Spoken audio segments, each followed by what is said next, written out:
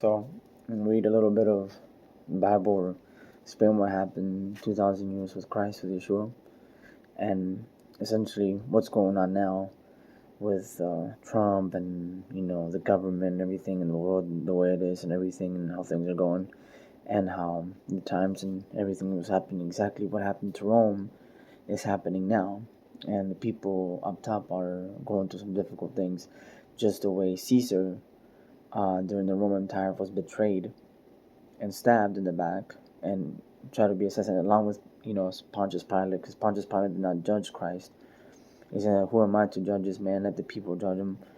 And also along with everything that's going on right now, and essentially it's about and back in the day when Rome was in Israel, 2,000 years old when Christ had come. Israel at that time was expecting that when Christ came, they were expecting a person who was going to go to war, or expecting a soldier or a warrior who was going to go to war against the rest of the world, which at the time the Roman Empire was big enough that it was trying to take over the Anglo-Saxons, which were like the Vikings at the time, and then also the Mongols were in China, and so the Romans were using the power of Israel because Israel had the power of the covenant. They had the power to forgive sin. So technically they could kill without the consequence of death, eternal death.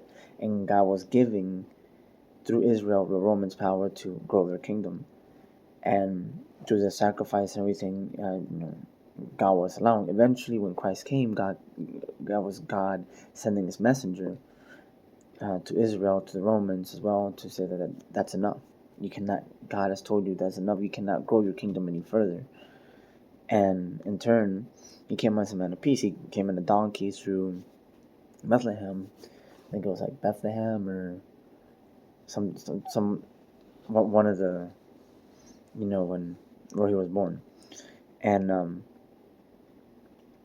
so when he came in as a martyr and as a pacifist, as a person who came as, offering peace. He wanted the war to stop because the Romans were at war with the Anglo-Saxons and the Mongols, and there was no peace. There was just war, and he came to stop what was eventually the war effort between the both sides. So, you have to read what was happening during the Roman Empire during that time, and why the Roman Empire had gotten so big and corruption had gotten so bad that it was destroying the Roman Empire from the inside out. It wasn't just the forces from each side that were taking down the Roman Empire, it was the corruption inside the Roman Empire itself. And when Christ came, and as a man of peace, pacifist, to try to stop the war, his people wanted him dead because now the Romans were threatening Israel. They were going to kill and destroy Israel if they didn't help them, and they needed their support. Because they were when it came to the Roman Empire and Israel, were supposed to be supporting each other, right? And so because of that, his people were the ones judging him. So it wasn't Caesar that judged him. It wasn't Julius. It wasn't Julius Caesar. It wasn't Pontius Pilate, because they also wanted the war to stop. Even they knew that the war had to stop, but the people themselves in the Roman Empire wanted to keep spreading further because they were making more and they were running out of um, options, resources, whatever. There's only so much story to be told when it comes to a nation and its power. So, long story short, Christ wanted peace, and judged by his people, he was put to, death, put to be tortured and killed, or to be tortured and killed. And Barabbas was the one that was let go, because the people chose somebody who wanted to go to war with the rest of the world, and in turn,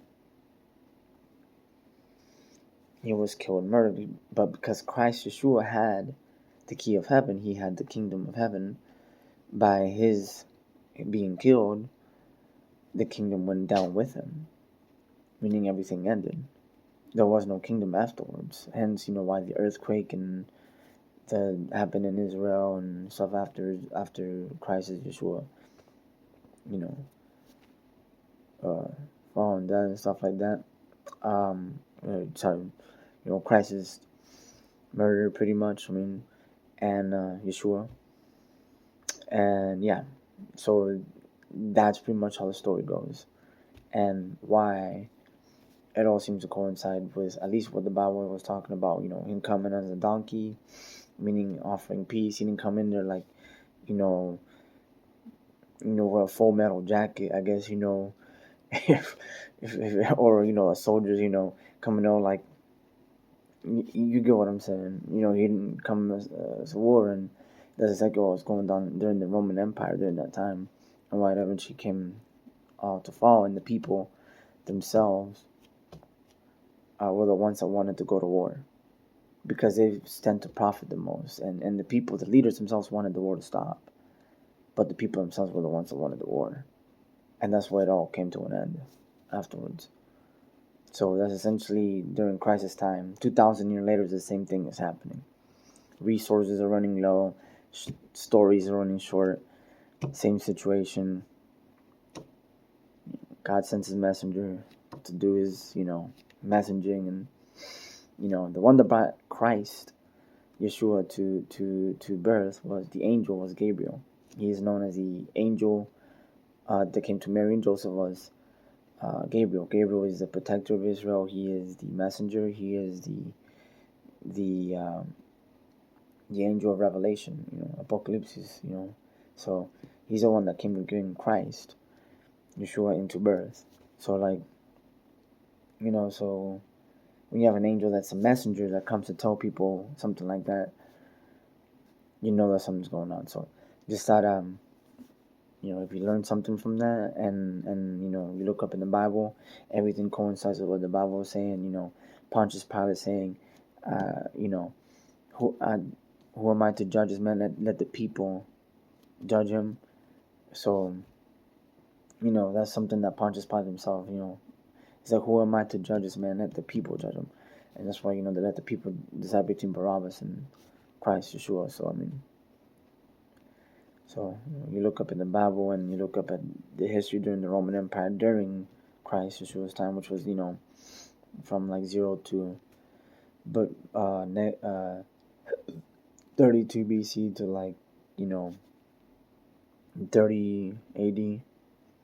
There's such an important time that literally there was like a literal reset of time, a literal reset, literal reboot, a literal reset of time.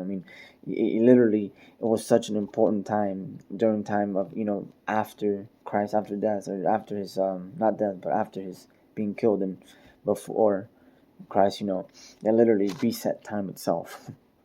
So literally BC and DC was such a significant time that we literally reset after he came and gave his message. So you imagine how much of a significant time 2,000 years ago.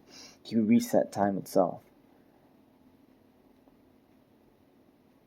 So just thought I'd say that and see if anybody wants to hear that. And thank you. Shalom.